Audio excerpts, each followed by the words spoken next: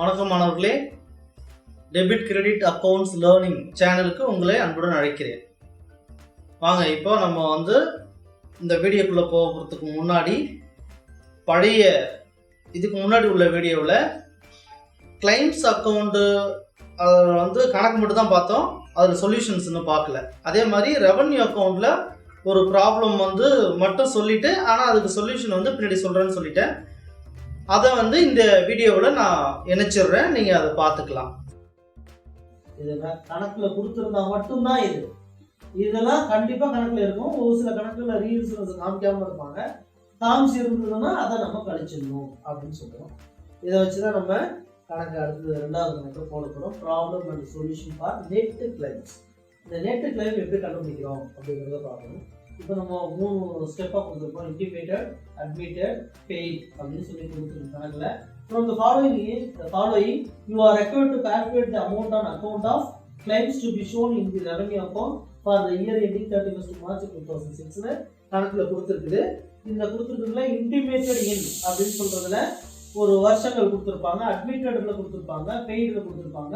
அதுக்கு இந்த கணக்கில் claims on account of reinsurance என் 2005-6 அப்படிங்கிற அமௌண்ட் இதை கொடுத்துருக்கு. இந்த கணக்கில் நம்ம ரீஇன்சூரன்ஸையும் காமிச்சிருக்காங்க. அதனால அந்த ஏற்கனவே நம்ம அந்த பார்த்த இந்த ஐட்டம் இந்த கணக்கில் இடம்பெற்றிருக்கு அப்படின்னு அர்த்தம். இப்போ இந்த கணக்கு எப்படி போடுறோம் அப்படின்னு பாருங்க. இதுதான் ஃபார்மேட்டு. இந்த ஃபார்மேட்ல கம்ப்யூட்டேஷன் ஆஃப் நெட் கிளைம்ஸ். இந்த நெட் கிளைம்ஸ்ல டோட்டல் கிளைம்ஸ் பெய்ட் இன் 2005-6. இந்த கணக்குல இந்த வரிசையில பாத்தீங்கன்னா இந்த பே பண்ணப்பட்ட வருஷம் எல்லாமே 2005-6 எந்த இடத்துல வருதோ அது மட்டும் ஒரு அமௌண்ட் எல்லாத்தையும் எடுத்துக்கணும். 2005-6, 2005-6, 2005-6. அப்போ இந்த during the year the payment of the claims have been paid அப்படிங்கிற அந்த ஐட்டம் அந்த விஷயங்கள் எல்லாம் இது கூட ஆட் பண்ணிக்கணும். அதுதான் 12,90,000. இப்போ பிகினிங்ல எவ்வளவு கொடுத்துருக்காங்க அப்படின்னு பார்க்கணும். இப்போ அந்த பிகினிங்ல பாருங்க, இந்த 2004-5 அப்படிங்கறத இன்டிமேட் அட்மிட்டட் இந்த 2004-5 அப்படிங்கிற அந்த வருஷம் 2003-4 அதெல்லாம் எவ்வளவு அமௌண்ட் பாருங்க. அப்போ இன்டிமேட் ஆகி அதை இந்த வருஷம் தான் கொடுத்துருக்குறாங்க அப்படின்னா அந்த அமௌண்ட் எல்லாம் நம்ம தனியா எடுத்து எழுதிக்கணும். ஃபார் எக்ஸாம்பிள், இந்த இன்டிமேட்டட் டூரிங் 2004-5 இந்த தொகை இந்த 1,50,000. அப்புறம் இன்டிமேட்டட் டூரிங் 2003-4 அதுக்கு 1,20,000. இது ரெண்டுமே இந்த 2005-6க்கு முன்னாடி. அப்ப அந்த முன்னாடி இருக்கக்கூடிய பிகினிங் ஆஃப் தி இயர்ல இந்த ரெண்டு தொகை வருது. அது ரெண்டுத்தையும் கூட்டி முதல்ல அதை லெஸ் பண்ணிடுறோம். அப்ப லெஸ் பண்ணும்போது 10,20,000 வருது. அப்புறம் எண்ட் ஆஃப் தி இயர், அப்புறம் எண்டுக்கு வரோம். எண்டுக்கு வரும் பொழுது எந்தெந்த தொகையெல்லாம் இருக்கு 2005-6லயே இன்டிமேட் ஆகி 2006ல கொடுத்தது அந்த அப்பவே செஞ்ச தொகை 1,00,000 80,000 1,80,000. ஆக இதுல இந்த தொகை கழிச்சா மீதி 12 லட்சம். சரி, இந்த கணக்கை பொறுத்தளவுக்கு ரீஇன்சூரன்ஸ் கொடுத்துருக்காங்க இல்லையா, அந்த ரீஇன்சூரன்ஸ் கிளைம்ஸ் எவ்வளவு 2005-6ல 2,50,000. ஒட்டு மொத்தமா 9,50,000 தான் நெட் கிளைம் இந்த கணக்கு பொறுத்தளவுக்கு இருக்கு. இப்போ இந்த பெனிஃபிட்ஸ் பெய்டு 54,555 ரூபாய் கணக்கில் நம்ம ஏற்கனவே அந்த ஷெட்யூல்ல இருந்து பார்த்தோம், அதுல இருக்குது. இப்போ நம்ம சர்ப்ளஸ் கண்டுபிடிக்க போறோம். சர்ப்ளஸ் எப்படி அப்படின்னா, இந்த ஏ 1,19,885ல இந்த பியோட டோட்டலையும் சியோட டோட்டலையும் கழிச்சிட்டோம்னா நம்ம கழிச்சிடும். இப்போ பியோட டோட்டல் சியோட டோட்டல் இங்கே எழுதிக்கிறோம். இப்போ இதுல இருந்து கழிச்சோம் அப்படின்னா 19,050 ரூபாய் அப்படிங்கிறது தான் இங்க இருக்க இந்த கணக்கை பொறுத்தளவுக்கு சர்ப்ளஸ். சரி, அப்புறம் இன்கம் டாக்ஸ் அவங்க பே பண்ணிருக்காங்க 850 ரூபாய், அந்த தொகையை கழிச்சிடுறோம். ஆக மொத்தத்துல 18,200 ரூபாய் இந்த கணக்குல சர்ப்ளஸ் ஆஃப்டர் தி டாக்ஸ் கிடைச்சிருக்கு. சரி, இப்போ இந்த 18,200 ரூபாய் ஆஃப்டர் தி டாக்ஸ் இப்போ நம்ம ஏற்கனவே கணக்குல சொல்லியிருக்கோம் இல்லையா, அந்த கணக்குல என்ன சொல்லியிருக்கு அப்படின்னா, இந்த லைஃப் அஷூரன்ஸ் ஃபண்டுல எவ்வளவு நெட் இன்க்ரீஸ் ஆயிருக்குதோ அந்த இன்க்ரீஸ் ஆன தொகைக்கு 5% அவருக்கு கமிஷன் கொடுக்கணும் அப்படிங்கிறது கணக்குல சொல்லியிருக்கு. அப்ப அதன்படி நம்ம அவருக்கு அந்த கமிஷனை கொடுக்கணும். அப்ப என்ன, less MD commission 5% on surplus after the tax 18,200 into 5 divided by 100 910 ரூபாய். அப்போ மீதி surplus after tax and commission. இப்போ டாக்ஸையும் கழிச்சாச்சு, கமிஷனையும் கழிச்சிட்டாச்சு. ஆக்சுவலா இப்போதைக்கு இருக்கக்கூடிய அந்த சர்ப்ளஸ் ஆஃப்டர் தி டேக்ஸ் வந்து எவ்வளோ அப்படின்னாக்கா இந்த 17,290 ரூபாய் அப்படிங்கிறது தான் நமக்கு format of profit and loss account form A, share holders account, non technical அக்கௌண்ட்ங்கிறது பார்க்குறோம். அடுத்தது format of balance sheet for insurance. அடுத்தது ப்ராப்ளம்ஸ் அண்ட் சொல்யூஷன்ஸ் நம்ம இதில் பார்க்க போகிறோம். சரியா? ரைட். இப்போ இந்த format of profit and loss account form A share holders account அப்படிங்கிறது என்ன அப்படின்னா, இந்த நான் டெக்னிக்கல் அக்கௌண்ட்ல நம்ம வழக்கமாக போடக்கூடிய அதே ரெவன்யூ அக்கௌண்ட் மாதிரி தான் இதுவும். ஆனால் அது கூட இந்த கொஞ்சம் இன்ஃபர்மேஷன் இதில் சேர்ந்துருக்கும். அதுதான் வந்து இந்த நான் டெக்னிக்கல் அக்கௌண்ட் அப்படின்னு நம்ம சொல்றோம்.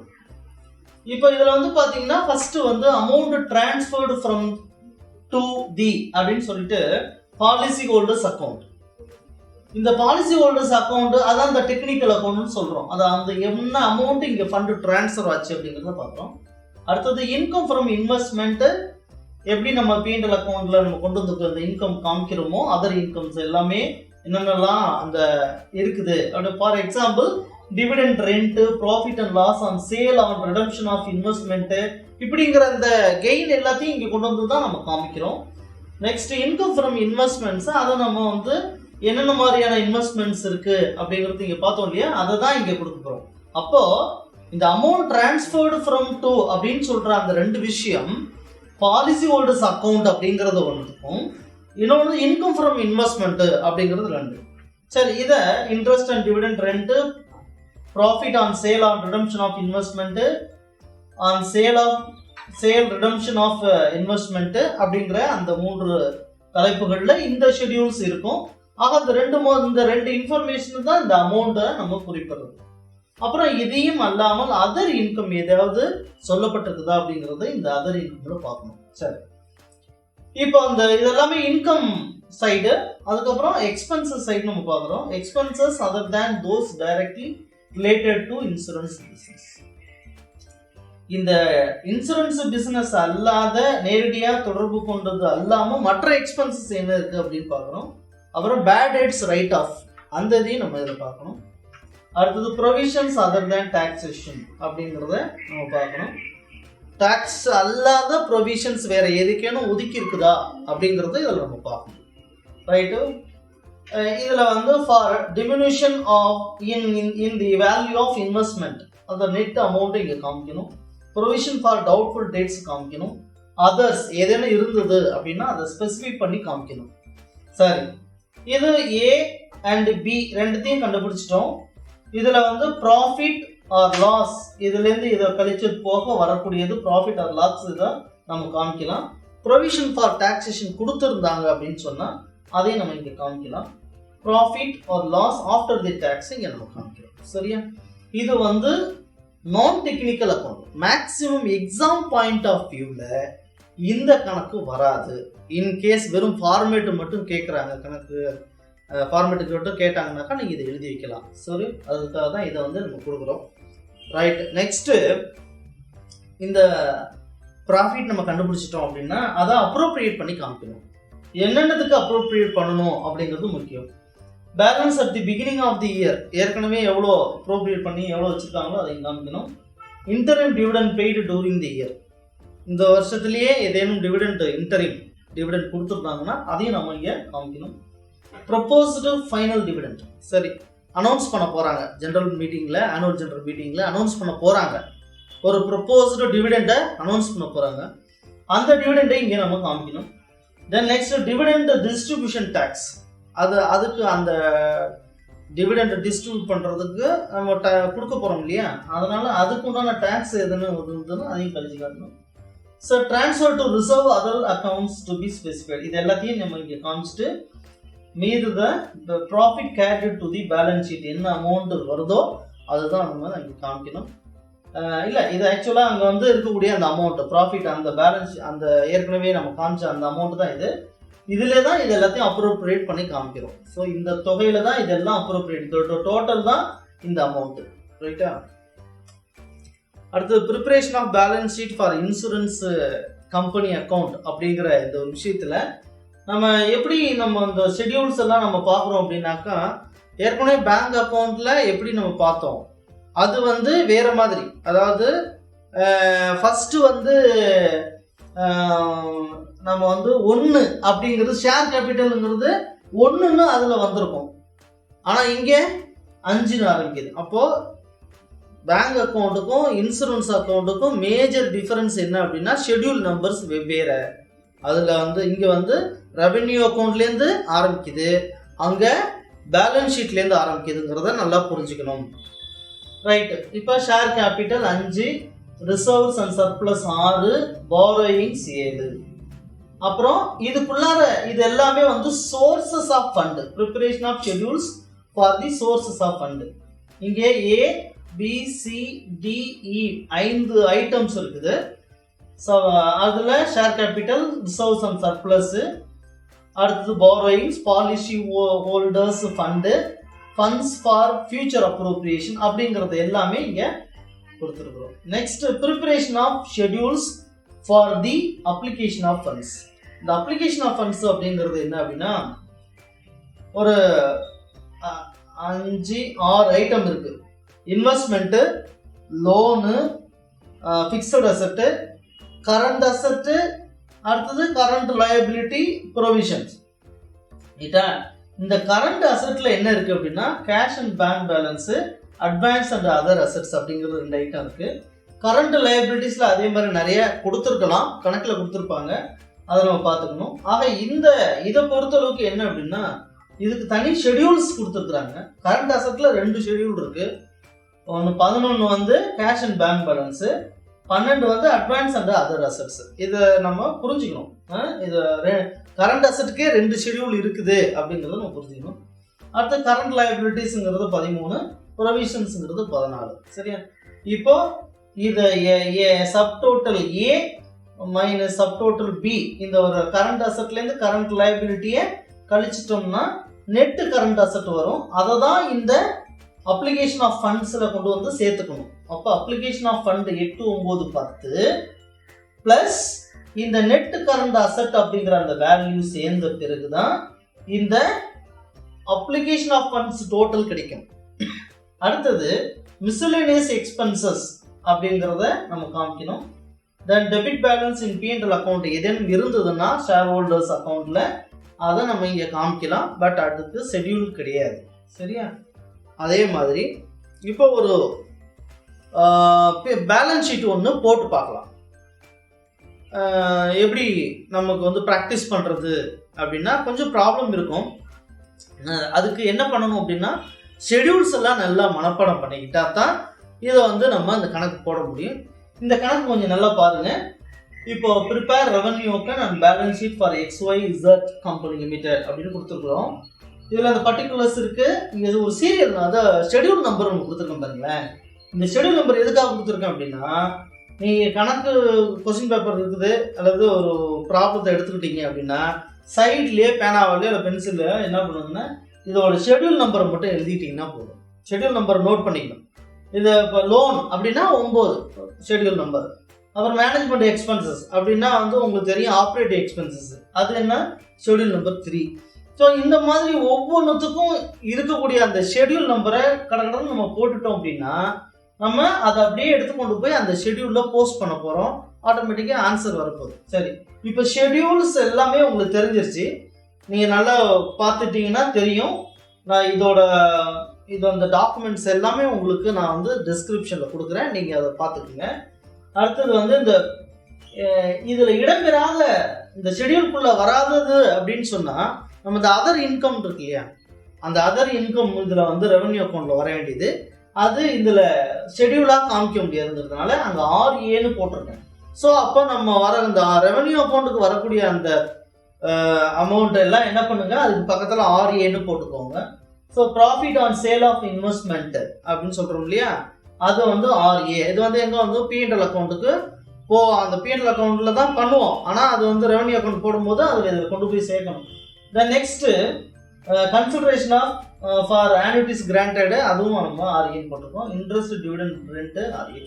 ஸோ இதெல்லாம் போட்டு பார்த்தோம்னா நம்ம எப்படி இந்த ஷெடியூலில் கொண்டு போய் போஸ்ட் பண்ணுறது அப்படிங்கிறத பார்க்கலாம். இப்போ schedule formatting part of revenue account schedule 1 அப்படியே அங்கே இருக்கிற அந்த தொகையை கொண்டு வந்து இங்கே வைக்க வேண்டியதான். இப்போ ஷெடியூல் 1 இங்கே பாருங்கள், எங்கே 1 இருக்குது அப்படின்னு பாருங்களேன், ப்ரீமியம் ரிசீவ்டு. இந்த அமௌண்ட்டை கொண்டு போய் அங்கே நம்ம வச்சுருக்கிறோம். இந்த இடத்துல ப்ரீமியம் அந்த தொகையை வச்சாச்சு. அதே மாதிரி கமிஷன் 2 அதை நம்ம காட்டுறோம். Operating expenses 3. அப்புறம் ஷெடியூல்ஸ் 4 பெனிஃபிட்ஸ் பெய்டு, அதாவது என்னென்ன கிளைம்ஸ் இருக்குது அது எல்லாமே இங்கே கொண்டு வந்து காமிக்கணும். Claims by maturity, claims by death, அதை நம்ம டோட்டல் பண்ணி டோட்டல் கிளைம்ஸ் காமிச்சிட்டு வேறு பெனிஃபிட்ஸ் எதுவும் கொடுத்துருக்குறாங்களா அப்படின்னு பார்க்கணும். ஆனுவிட்டிஸ் கொடுத்துருக்குறாங்க, சரண்டர்ஸ் கொடுத்துருக்குறாங்க, போனஸ் இன் கேஷ் கொடுத்துருக்குறாங்க. ஸோ ஒட்டுமொத்த பெனிஃபிட்ஸ் பெய்டு எவ்வளோ அப்படின்னா 3,30,416 ரூபா நம்ம டோட்டல் பெனிஃபிட்ஸ் பெய்டு நம்ம கொடுத்துருக்குறோம். அடுத்தது இப்போ இந்த claims by maturity, claims by death, இதெல்லாம் டோட்டல் கிளைம்ஸாக இருக்குது. இந்த டோட்டல் கிளைம்ஸை அப்புறம் அதுக்கப்புறம் இருக்கக்கூடிய பெனிஃபிட்ஸ் என்னென்னலாம் கொடுத்துருக்குறாங்க, ஆனுவிட்டிஸு, சரண்டர்ஸு, போனஸ் இன் கேஷு, இதெல்லாம் டோட்டல் பார்த்தீங்கன்னாக்கா 3,10,416 ரூபா. சரி, அடுத்தது இப்போ ரெவென்யூ அக்கௌண்ட்டு நம்ம போடுறோம். ஏற்கனவே ஷெடியூல்ஸ் எல்லாம் பார்த்தோம். இப்போ ரெவென்யூ அக்கௌண்ட் போடுறோம். அதுமாதிரி ப்ரீமியம் 1 ஷெடியூல் நம்பர் 1 அந்த தொகையை கொண்டு கொடுத்துட்றோம். அப்புறம் interest dividend consideration for annuities, profit on sale of investment, இதெல்லாம் அந்த கணக்கில் கொடுத்துருப்பாங்க. அந்த நம்ம ஏற்கனவே RAன்னு போட்டிருந்தோம்னா அதெல்லாம் கொண்டு வந்து இங்கே கொடுக்குறோம். அதோட டோட்டல். நெக்ஸ்ட்டு கமிஷன் அதோட ஷெடியூல்லேருந்து எடுத்து வந்து எழுதுகிறோம். ஆப்ரேட்டிங் எக்ஸ்பென்சஸ் அதே மாதிரி எழுதிடுறோம். இப்போ இதோட டோட்டல் B கண்டுபிடிச்சிடுறோம். அடுத்தது பெனிஃபிட்ஸ் பெய்டு அது இருக்குது, அதுவும் நம்ம வந்து அதோட டோட்டல் அங்கே பார்த்துருக்கோம், அதையும் நம்ம இங்கே கொடுத்துடுறோம். இப்போ சர்ப்ளஸை கண்டுபிடிக்கிறோம். சர்ப்ளஸ் என்ன? இப்போ A minus B minus C, அதாவது டோட்டல் A அதிலிருந்து B C ரெண்டுத்தையும் கழிச்சிட்டோம் அப்படின்னு சொன்னால் நமக்கு சர்ப்ளஸ்ங்கிற ஒரு விஷயம் கிடைச்சிடும். இந்த சர்ப்ளஸ் 1,71,231 அப்படிங்கிறத தொகை நம்ம கண்டுபிடிச்சிட்டோம். இப்போ கரெக்ட் LAF கண்டுபிடிக்கணும். ஏற்கனவே நம்ம பார்த்தோம் இல்லையா போன வீடியோவில் LAF எப்படி கண்டுபிடிக்கிறது, அந்த லைஃப் அஷூரன்ஸ் ஃபண்டு கண்டுபிடிக்கிறது ஏற்கனவே கணக்கில் கொடுத்துருப்பாங்க, அந்த ஓப்பனிங் பேலன்ஸ் கொடுத்துருப்பாங்க. அது கூட இந்த சர்ப்ளஸ் நம்ம ஆட் பண்ணோம் அப்படின்னு சொன்னால் நம்ம கிடைக்கக்கூடிய அந்த தொகை தான் வந்து சோர்சஸ் ஆஃப் ஃபண்டு அல்லது LAF, கரெக்ட் LAF அப்படின்னு நம்ம சொல்கிறோம். சரியா? இப்போ நம்ம அந்த பேலன்ஸ் ஷீட்டுக்குள்ளே போய் போகிறோம். கவனிங்க, கொஞ்சம் லெட்டர்ஸ்லாம் ரொம்ப சின்னதாக இருக்குது, இருந்தாலும் உங்களுடைய நீங்கள் அந்த இதை டவுன்லோட் பண்ணி பாருங்கள். ரைட்டா? இப்போ கேபிட்டல் அந்த தொகையை நம்ம இங்கே எப்படி கொடுக்குறோம், இந்த இடத்துல கேபிட்டல் அப்படின்னு சொல்லக்கூடிய அந்த தொகை தான் சோர்ஸ் ஆஃப் ஃபண்டு, அந்த அமௌண்ட்டு ப்ளஸ் சர்ப்ளஸ் நம்ம இங்கே கொண்டு வந்து காமிக்கிறோம். அப்புறம் பாரோயிங்ஸ் கணக்கில் கொடுக்கல, அதனால நேரடியாக போடும்போது 29,71,730 29,71,731 இதுதான் நம்ம அங்கே பார்த்தது, இந்த சோர்ஸ் ஆஃப் ஃபண்டு நம்ம பார்த்தது. சரியா?